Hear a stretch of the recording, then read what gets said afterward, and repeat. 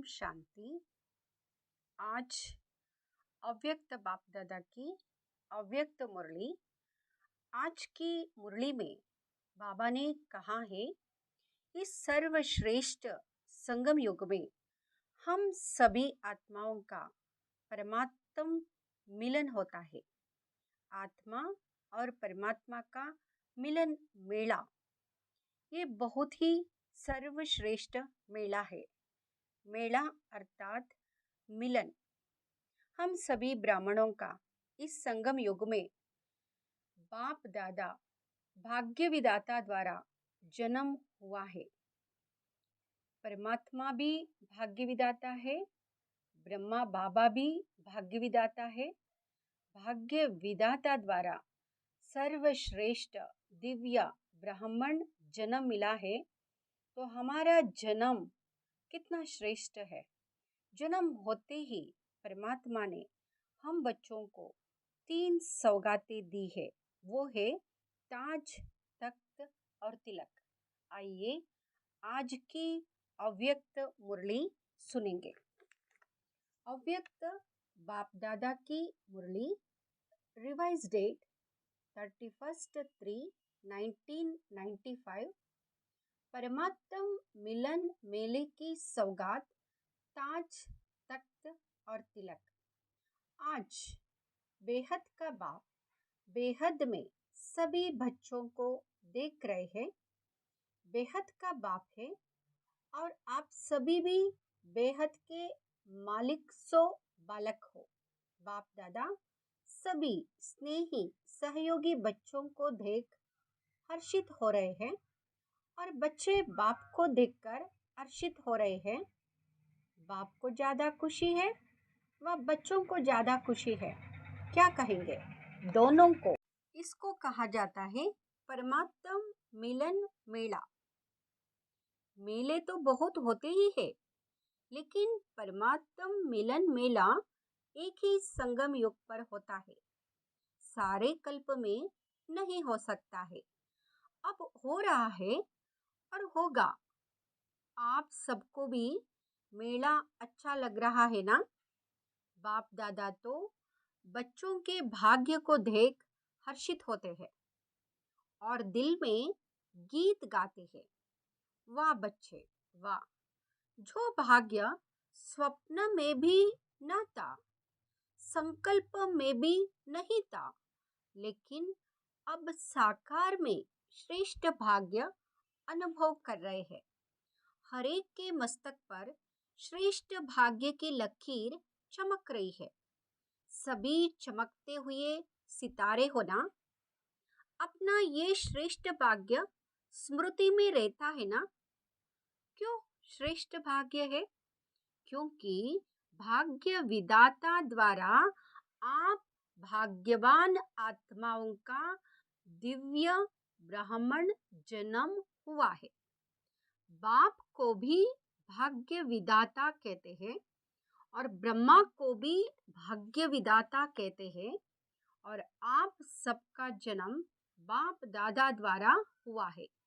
तो जिसका बाप स्वयं भाग्य विधाता है, उसका भाग्य कितना श्रेष्ठ होगा।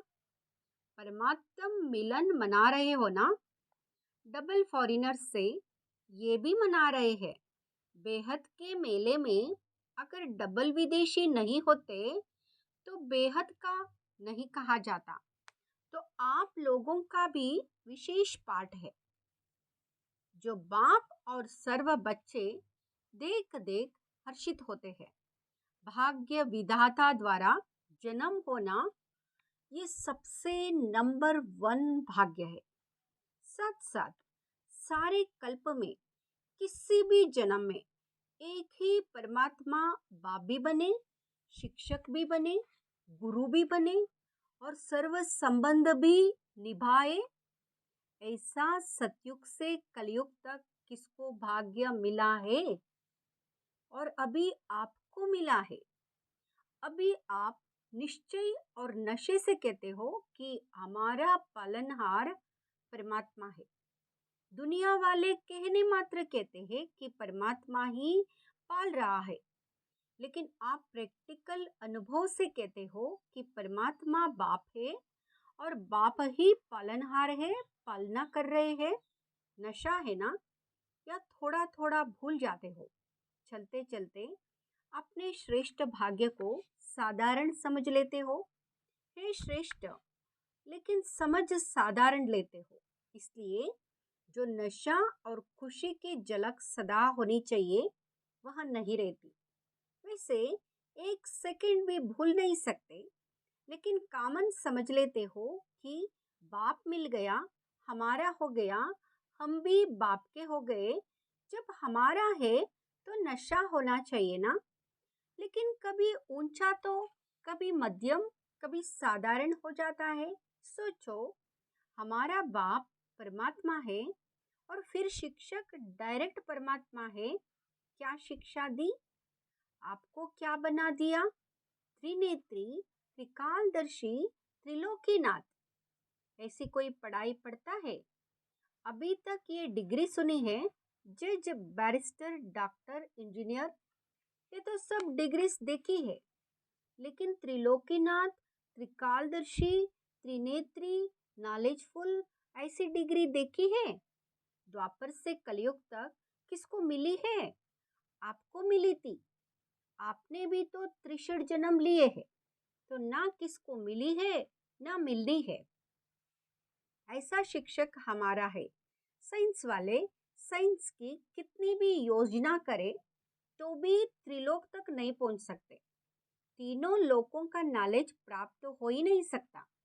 और आप में तो 5 वर्ष का बच्चा भी 3 लोकों की नॉलेज देता है। वो भी फलक से कहेगा, हाँ सूक्ष्म वतन है, मूल वतन है। तो परमात्मा शिक्षक भी है। श्रेष्ठ शिक्षा से ये डिग्री तो प्राप्त कराई, लेकिन दुनिया में सबसे बड़े से बड़ा पद राज्य पद होता है। तो पढ़ाई से पद भी मिलता है ना? तो आपको राजा बनाया है। अभी राजा हो या बनना है? हो राजा और बैठे पट में हो, पक्का मकान भी नहीं, टेंट में बैठे हो। तो देखो, श्रेष्ठ में श्रेष्ठ पद राजपद है। अभी भी स्वराज्य अधिकारी हो और भविष्य में भी विश्व राज्य अधिकारी बनना ही है, ये पक्का है ना? किसको राज्य करना है? आप राज्य करेंगे कि आपके ऊपर कोई राजा राज्य करेगा? नहीं, ये सब इतने राजा बन जाएंगे, इतने सब राज्य करेंगे। प्रजा भी तैयार की है या अपने ऊपर ही राज्य करेंगे? तो अपना भाग्य देखो। परमात्मा मेरा शिक्षक है, राज्य पद देने वाला। और फिर सद्गुरु बन, गुरु क्या करते हैं? मंत्र देते हैं ना? तो सद्गुरु ने क्या मंत्र दिया? मन मना भाव। सद्गुरु द्वारा महामंत्र भी मिला और सर्व वरदान भी मिले। कितने वरदान मिले हैं? वरदानों की लिस्ट देखो कितनी लंबी है। रोज वरदान मिलता है ना? कितने समय से मिल रहे हैं? इतने वरदान कोई भी फॉलोअर को कोई गुरु दे ही नहीं सकते। ऐसा सदगुरु जो रोज वरदान दे, ऐसा देखा? अभी नशा है ना? हाँ जी, बहुत अच्छा, सदा रखना। ऐसे नहीं यहाँ से बस में जाओ तो नशा उतरना शुरू हो जाए, सदा बढ़ता रहे। बाप दादा सभी बच्चों को सदा ही हर सब्जेक्ट में नंबर 1 देखना चाहते हैं। तो नंबर 1 हो कि अभी बनना है। नशे से कहो कि हम नहीं होंगे तो कौन होगा? विदेशियों को डबल नशा है ना? अच्छा है, बाप भी खुश होते हैं कि एक एक मेरा बच्चा राजा बच्चा है, प्रजा नहीं है। प्रजा तो पीछे आने वाली है। आप तो फिर भी लकी हो जो जितना भी मिलने का चांस मिला है, टेंट में रहना पड़ा तो क्या हुआ? मिट्टी पर तो नहीं सो रहे हो ना, गदेले पर सो रहे हो। ब्रह्मा भोजन तो अच्छा मिलता है ना, मिट्टी वाला तो नहीं मिलता। प्यार से खाते हो ना, थोड़ा बहुत तो होता ही है, होना ही है। क्यों? माया और प्रभु का खेल साथ साथ चल रहा है। अगर परमात्मा द्वारा मेला हुआ तो माया भी झमेला जरूर करती है। आपका काम है मेला करना, उसका काम है झमेला करना। तो झमेला भी हुआ और मेला भी हुआ। किसी ने कहा आंधी चली, कोई बात नहीं, आपके पुरुषार्थ की आंधी है और ये हवा की आंधी है। घबराते तो नहीं हो ना कि क्या हो गया? नहीं, आंधी आए या बरसात आए, कितनी भी हलचल हो, लेकिन आपका मन अचल है ना। माताएं घबरा तो नहीं गई, टेंट उड़ गया, क्या करे? थोड़ा थोड़ा घबराए, क्या होगा? तबीयत अच्छी रहेगी, नहीं रहेगी, कुछ भी हो, भक्ति से तो धक्के और मेहनत कम ही है ना। भक्ति के धक्के तो नहीं खाते हो ना, मजे में रहते हो ना। तो ये मेला अच्छा लगा या झमेला देखकर घबरा गए? नहीं, कोई नहीं घबराए। एक दो तो घबराए होंगे। मजा आ रहा है, और भी 2 दिन रखे। अच्छा, बाप दादा भी माया का जमाला देख चक्कर लगाते रहते, खेल देखते हैं, बच्चे क्या करते हैं और माया क्या करती है। बाप दादा को बच्चों का स्नेह देख खुशी है। स्नेह से मेला रचाया है। बाप का भी स्नेह है तो बच्चों का भी स्नेह है, दोनों मिल गए तो क्या हो गया? मेला। दृश्य भी कितना अच्छा लग रहा है। ऐसा कभी सोचा था इतना बड़ा परिवार मिलेगा? और इतना परिवार किसको होगा? आपके घर कितने हैं? एक है। और आपके सेवा के स्थान कितने हैं? अनेक है। तो उसको भी तो बाबा का घर कहते हो ना। तो बाबा का घर आपका घर है। दुनिया कहती है घर बार छोड़ते हैं, और आपने कितने घर बनाए हैं गिनती नहीं कर सकते हो, याद रखना पड़ता है।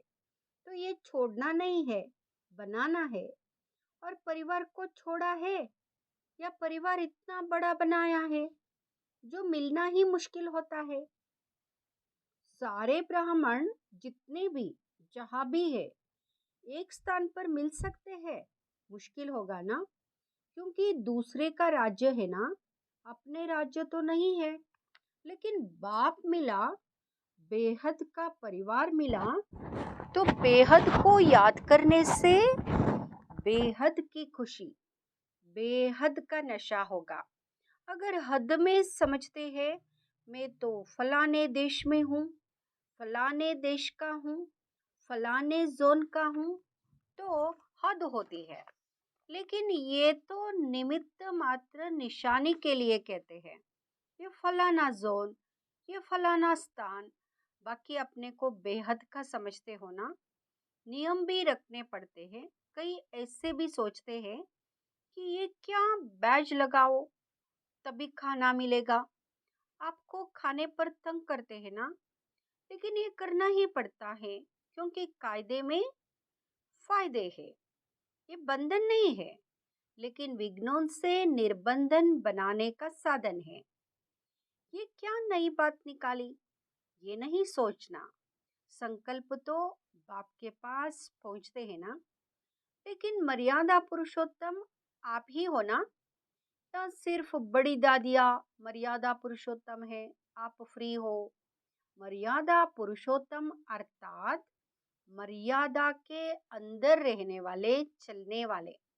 हाजी का पाठ पक्का है ना? अच्छा, और जब कोई बात हो जाती है तो हाजी होता है या नाची भी होता है? जब कोई ऐसी बात करते हैं तो हाजी के बदले फिर नाजी में इतने पक्के हो जाते हैं, जो बाप भी कहे तो भी नहीं सुनेंगे। जैसे स्थापना में जब छोटे छोटे बच्चे आए तो बाप दादा उनको पाठ पक्का कराने के लिए हमेशा कहते रहे कि ना करना माना नास्तिक, हाँ करना माना आस्तिक। तो आप सब कौन हो? आस्तिक हो, नास्तिक तो नहीं हो ना। कभी कभी बन जाते हो, खेल करते हैं, माया के भी नॉलेजफुल हो गए, क्योंकि माया भी नॉलेजफुल है। गिराने में माया नॉलेजफुल है, आप उड़ने में नॉलेजफुल हो, तो माया भी देखती है कि इसकी उड़ान थोड़ी नीचे ऊपर हो गई है, तो देख करके वार करती है। और आप नॉलेजफुल होने के कारण जान जाते हो तो हार नहीं खाते हो, लेकिन विजय का हार गले में पड़ा। सबके गले में विजय की माला है, या कभी कभी उतार देते हो? अच्छा, पीछे वाले मौज में हो। यह भी मधुबन की ही एरिया हुई ना, तो सिवाय मधुबन के और कहाँ इतना बड़ा मेला हो सकता है? नहीं हो सकता। तो मधुबन है बेहद का घर, यहाँ सब बेहद है।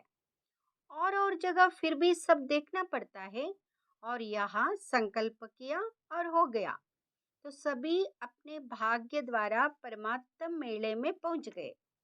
जो पहली बारी इस कल्प में आए हैं वो हाथ उठाओ। करीब 13-14 हजार भाई बहनों की सभा है, उसमें बहुत से नई भाई बहनें हैं। अच्छा है, टीवी में देख रहे हो।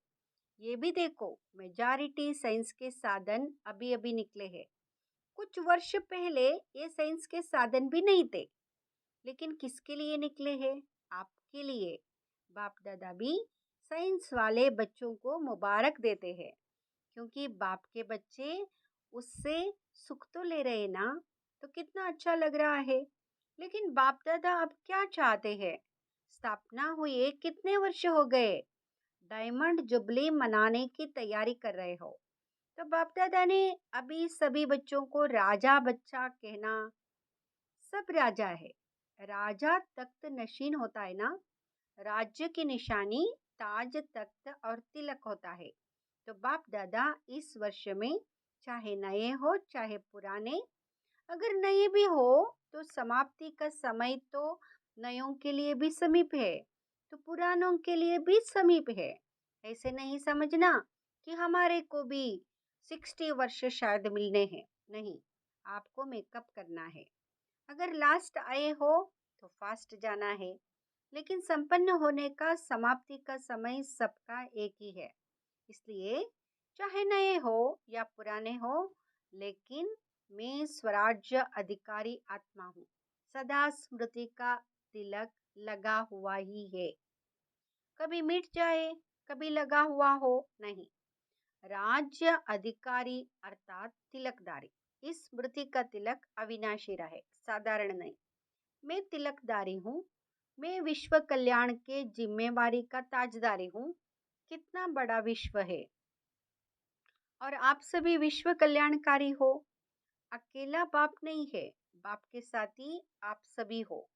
तो विश्व कल्याण की जिम्मेवारी के ताजदारी, और सदा बाप के दिल तक नशीन, नीचे नहीं आना, सदा तख्त नशीन। वैसे भी देखो, जो बहुत प्यारे होते हैं, लाडले बच्चे होते हैं, तो माँ बाप उनको मिट्टी में जाने नहीं देते, धरनी पर पाँव रखने नहीं देते। तो आप कितने लाडले हो? लाडले हो या आने वाले हो? आप हो तो तख्त को छोड़ करके साधारण स्वरूप, साधारण संकल्प, इस मिट्टी में या धरमी में पाँव नहीं रखो। बुद्धि रूपी पाँव सदा तख्त नशीन हो। परमात्म बाप के बच्चे हो, महात्मा धर्मात्मा के नहीं हो, परमात्मा के हो। अभी तो सब नशे में ठीक हो, वो तो दिखाई दे रहा है, लेकिन सदा रहेगा ना? कि थोड़ा थोड़ा रहेगा, फिर युद्ध करेंगे, फिर विजय प्राप्त करेंगे? ऐसे तो नहीं। ब्राह्मण हो या क्षत्रिय हो, ब्राह्मण हो क्षत्रिय नहीं हो, युद्ध नहीं करते हो, कि कभी ब्राह्मण बन जाते हो कभी क्षत्रिय बन जाते हो। अगर माया से युद्ध करनी पड़ती है तो क्षत्रिय हुए। ब्राह्मण माना विजयी, क्षत्रिय माना युद्ध करने वाले। बाप दादा को तो कभी कभी बच्चों पर बहुत रहम आता है। बैठते योग में है और करते युद्ध है। कहेंगे 1 घंटा योग लगाया, लेकिन 1 घंटे में युद्ध कितना समय चले और योग कितना समय रहा। अगर किसी भी कारण से अनुभूति नहीं होती है तो अवश्य ही युद्ध की स्टेज है। बाप दादा कहते हैं योगी बच्चे हैं और बन जाते हैं योद्धे बच्चे। कब तक युद्ध करेंगे? अंत तक युद्ध करेंगे। छुट्टी दे दें? भले युद्ध करो, छुट्टी चाहिए? नहीं चाहिए। फिर करते क्यों हो? कमजोर हो जाते हो तो माया इतना अधीन बना देती है जो चाहते नहीं हो लेकिन कर लेते हो। जैसे कोई कोई सर्वेंट बहुत भोले होते हैं तो मालिक उसे अधीन बना लेते। सर्वेंट जो नहीं कर सकता उसके लिए भी मालिक कहता है करो, नहीं तो नौकरी क्यों करते हो। माया भी ऐसे करती है। आप चाहते नहीं हो लेकिन कमजोर होने के कारण माया के अधीन बनना पड़ता है। तो उस समय योगी हो या योद्धे हो, योगी तो नहीं कहेंगे ना। तो बाप दादा यही चाहते कि हर एक बच्चा योगी बच्चा हो, युद्ध वाला नहीं। बाप दादा को बच्चों के युद्ध की मेहनत अच्छी नहीं लगती। परमात्म बच्चे तो सदा मौज में रहने वाले हैं, मजे में रहने वाले हैं, युद्ध की मेहनत वाले नहीं। तो क्या बनेंगे? योगी बच्चे या योद्धे बच्चे? योगी बनेंगे या थोड़ा थोड़ा युद्ध करना अच्छा है? कहने में तो हाँ हाँ करते हो और जब करते हो तो उस समय फोटो निकलता है।